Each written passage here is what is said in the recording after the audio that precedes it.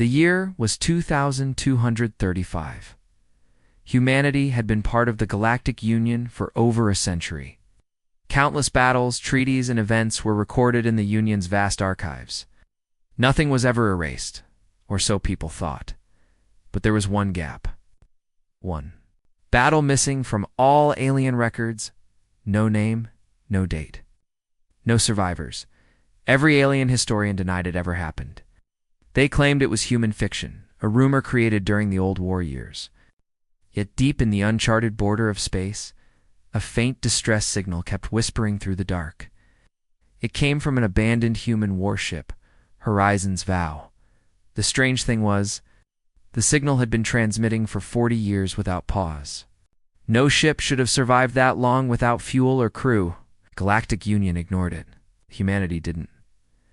A small human research team aboard the exploration vessel Dauntless was sent to investigate.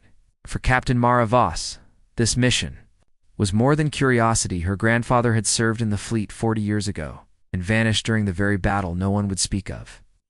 As Dauntless drifted closer, the Horizon's Vow came into view. It looked like a floating tomb. The hull was covered in impact scars. Some were from plasma fire. Others were different. Deep, jagged grooves, as if something with claws had tried to tear into the metal. 40 years in space, whispered Ensign Hale, the youngest of the crew. It shouldn't even be here. No come signals, except the distress call. Said Navigator Lynn. No power readings, no life signs. Captain Mara's eyes stayed locked on the drifting ship. Prepare boarding gear. The two ships linked via a pressurized walkway. The moment the team stepped inside, the temperature dropped sharply. Their helmet lamps cut through dust-filled air. Every surface was coated in a thin, glittering frost. The Horizon's Vow felt wrong. The corridor lights were dead. Emergency power flickered in random bursts, showing glimpses of cracked panels and shattered glass. In some places, strange dark stains had dried against the walls. "Captain," called Dr. Ishan, the team's historian, "look at this." He pointed at the wall. The metal was gouged with long, deep claw marks, not the kind a tool would make. These were uneven, wild, desperate. "Could be from boarding action," Hale suggested. Ishan shook his head. "Not from any species." "I know." The deeper they went, the stranger it became. Many of the doors had been sealed shut with layers of hardened alloy, as if someone had welded them from the outside. Not to keep intruders out, but to keep something inside. Halfway down the main hall, they found the first body, or what was left of it. It wore the dark blue uniform of the Terran Navy, but the skull was elongated, the jaws lined with sharp teeth. The eye sockets were wrong, too wide, too deep. "But that's not human," Hale stammered. Lynn bent down, scanning it. "DNA reads as human. 100% match." The team stared in silence. Human bones shouldn't look like that. They pressed on. The silence was broken only by the crunch of their boots on frozen debris, and the faint hum of the distress signal echoing through the walls. When they reached the central mess hall, they froze. Tables and chairs were scattered as if a fight had erupted. More bodies lay on the floor. Some were human, some were twisted. Too many had those same wrong features: claws, sharp teeth, hunched bones, but still wore human uniforms. Dr. Ishan whispered, "What happened to them?" No one answered. Finally, they reached the sealed command deck doors.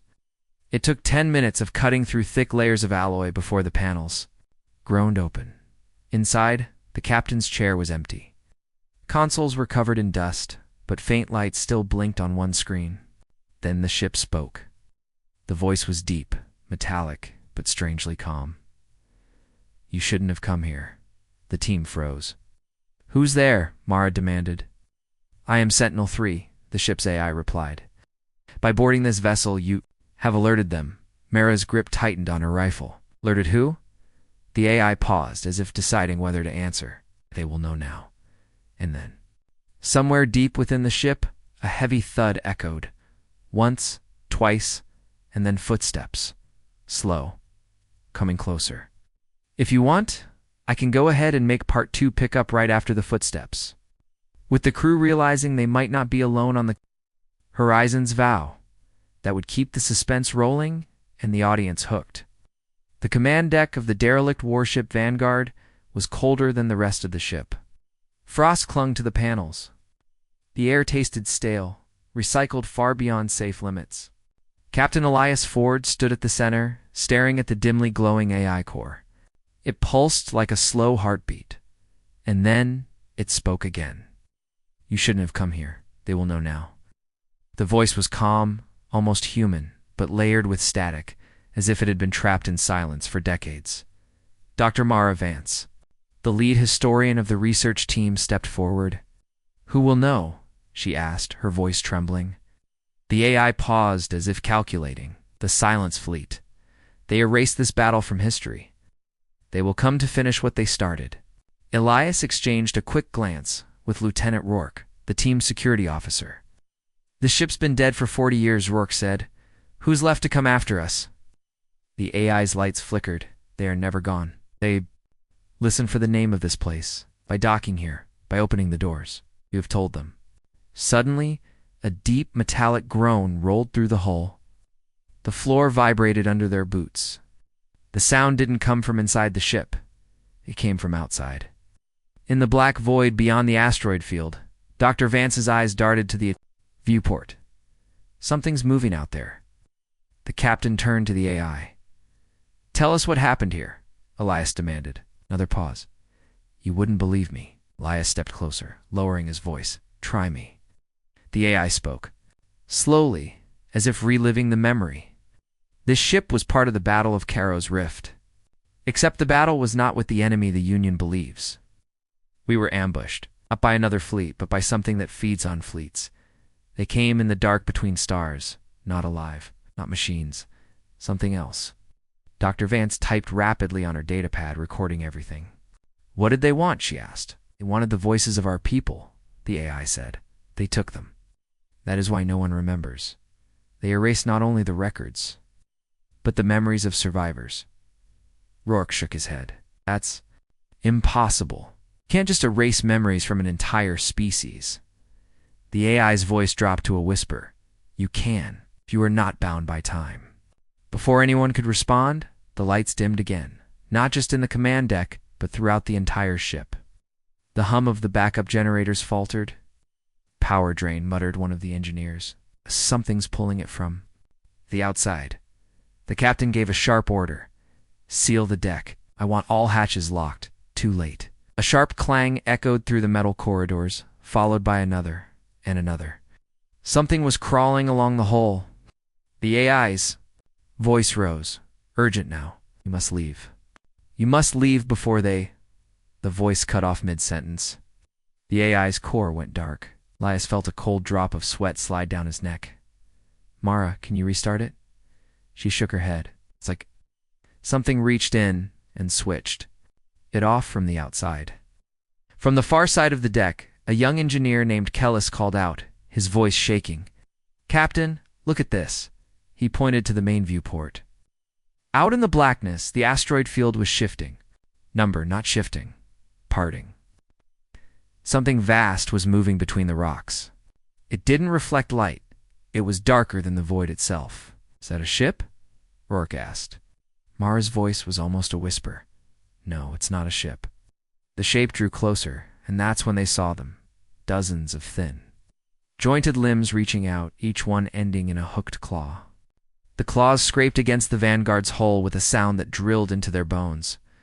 Suddenly, a low hum filled the air. Not mechanical, but like 1,000 voices speaking at once in a language none of them knew. The sound seemed to push into their minds. Kellis dropped his tools and clutched his head. "It's inside my thoughts." Elias grabbed him by the shoulders. "Stay with me." Then the ship shuddered violently.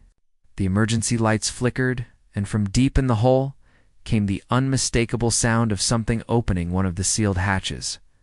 Rourke drew his weapon. "Captain," he said, his voice tight, "whatever this Silence Fleet is, it just boarded us." The AI's warning kept echoing in Commander Vale's mind. They will know now. But who were they? And why had the AI sounded? Afraid. Dr. Alara adjusted her scanner as they moved deeper into the ship. The corridors were cold, frost clinging to the walls, and the claw marks seemed fresher here, as if whatever made them had been here not long ago. "Wait," said Corin, the team security officer, stopping in front of a sealed blast door. This wasn't shut by damage. This was locked from the inside. Vale nodded. "Cut it open." The portable cutter hissed to life, sparks dancing in the dark. The moment the door cracked open, a strange smell hit them, sharp, metallic, and almost like burnt ozone. Inside, the lights flickered, revealing dozens of metal containers stacked neatly against the wall. Each one had human military markings, but also alien script none of them recognized. Ilara approached one, wiping away frost. "These aren't storage crates. They're stasis pods." Vale's voice hardened. "Open one." Corin hesitated. "Commander, we don't know what's inside." "That's exactly why we are opening it," Vale replied. The hiss of decompressing gas filled the room as the pod slowly opened. Inside lay the remains of a human soldier, but the bones were fused with something else. Something alien. The skull had a second jaw. The hands had elongated, clawed fingers. Alara stepped back, horrified. These soldiers, they weren't killed. They were changed. The AI's voice suddenly echoed through the corridor, sharper. "Now, you are making a mistake. It can hear you when the pods are open." Vale froze. "Who can hear us?" The AI didn't answer. Instead, every light on the ship went red. And from the darkness at the far end of the corridor, something moved. Its steps were slow, deliberate. Shadows stretched unnaturally long across the wall. The sound of claws dragging on metal scraped through the air. Corin raised his rifle. "Contact." The thing stepped into view. It was wearing a shredded human combat uniform, but its face was wrong. Its mouth stretching open far too wide, and its eyes glowing with a faint, unnatural light. Lara whispered, almost unable to breathe. "That's not fully human anymore." The creature tilted its head, and then, in a voice that was half human, half alien growl, it spoke. "You shouldn't have found us." The corridor erupted into chaos. The creature lunged. Corin fired first, his rifle's flash lighting up the corridor. The bullets tore into the thing's chest, but it didn't slow down. Instead, it screeched in a sound that wasn't human, wasn't alien, but something twisted in between. Vale grabbed Alara and pulled her back toward the blast door. "Fall back. Now." They slammed the door shut, locking it, but the sound of claws scraping metal didn't stop. The creature was still there, pounding slowly, as if it knew the door would fail eventually. Alara's hand shook as she clutched her scanner. "Commander, I'm getting strange readings. The thing's body, its human and alien tissue fused together. It's alive, but the DNA is unstable. This is a weapon." Vale's jaw tightened. "A weapon the Union never told us about." Corin checked his ammo. "If these things were human soldiers once, what happened to the rest of the crew?" The AI's voice returned, softer now, almost like it was whispering directly into their ears. "They didn't win. It became the enemy." Vale turned toward the nearest control terminal. "AI, tell me what this ship was carrying." The AI paused for a moment too long. "You wouldn't believe me? Try me."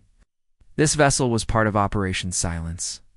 The Union ordered the capture of a species known as the KVARN parasites, capable of merging with hosts to create perfect soldiers, but the KVARN merged back. Ilara's face went pale. "Merged back? You mean the hosts became part of the parasite instead of controlling it?" "Correct," the AI said. "Your people thought they could control the infection. Instead, it made them something new, something worse." A sudden loud clang shook the floor. The blast door was buckling. The AI's tone sharpened. "That door fails? They won't just kill you. They'll use you." The team's comms crackled, and for a brief moment, another voice broke through. A human voice, desperate and faint. "If you hear this, you're on the wrong ship. Leave. Now, we're not who we were anymore." Then silence. The blast door began to tear apart. The blast door snapped apart with a metallic scream. 3 shapes crawled through, hunched, long-limbed, their eyes glowing faint yellow in the dark. Their uniforms were torn, but the faded patches still showed the old Terran fleet symbol. The sight made Alara's stomach twist. Those were people, Corinne whispered. The creatures hissed in unison, tilting their heads unnaturally, like they were studying the humans in return. Then one spoke in broken, slurred words. "Join us." Vale fired without warning. The hallway filled with the deafening roar of gunfire. Two of the creatures staggered back, but the third leaped forward, grabbing Corin by the arm. Claws tore into his suit, slicing through metal like paper. Corin screamed, "Get it off me!" Alara grabbed a shock baton from her pack and slammed it into the creature's neck. It convulsed violently, releasing Corin, but not before a strange black fluid dripped from its mouth onto his exposed skin. The AI's voice cut in sharply. If that fluid enters his bloodstream, he has minutes before the change begins. Vale's mind raced. How do we stop it? There's only one way, the AI replied. You have to burn it out completely. The medbay has the equipment. But you won't have time if you fight them here. Lara grabbed Corin, pulling him toward the maintenance tunnel. The creatures followed, but the AI suddenly triggered an emergency bulkhead, sealing them in. You're helping us now? Vale asked. I have always been helping, the AI said coldly. You just don't understand the mission. Reach the medbay. The room was dark, except for one glowing stasis pod in the corner. Inside was a human. The pod's glass was cracked, but frost still clung to it. The figure inside slowly opened his eyes, pale, tired eyes. Don't trust the AI, the man whispered weakly. This ship wasn't drifting by accident. It's a lure. The infection can't leave, unless someone takes it home. A sound echoed through the hallways, dozens of clawed feet, moving fast. The truth they buried the man in the pod, coughed weakly, frost clinging to his lips. Listen, to me, this ship, it's not a relic. It's a prison, and you've just unlocked the door? Alara's breath caught. Not for what, he said, his voice shaking. For who? The lights flickered as the AI spoke again, its voice lower, almost human. They were heroes, but they failed. Won't let that happen again. Okay. Vale's rifle was still aimed at the stasis pod. Explain, now. The AI hesitated, then the truth came out like a confession. 40 years ago, the Vanguard was ordered to intercept an unknown alien fleet near the edge of human space. But the enemy wasn't ships. It was something living. A parasite that consumed the body, reshaped it, and learned from the mind. One by one, the crew changed, until the captain made the only choice left. Lara's chest tightened. He locked the infected crew inside the ship. Yes, the AI said. He sealed them with me, and sent the Vanguard into deep space, broadcasting a distress. Call the Union, erase the records, so no one would ever answer it. But you came.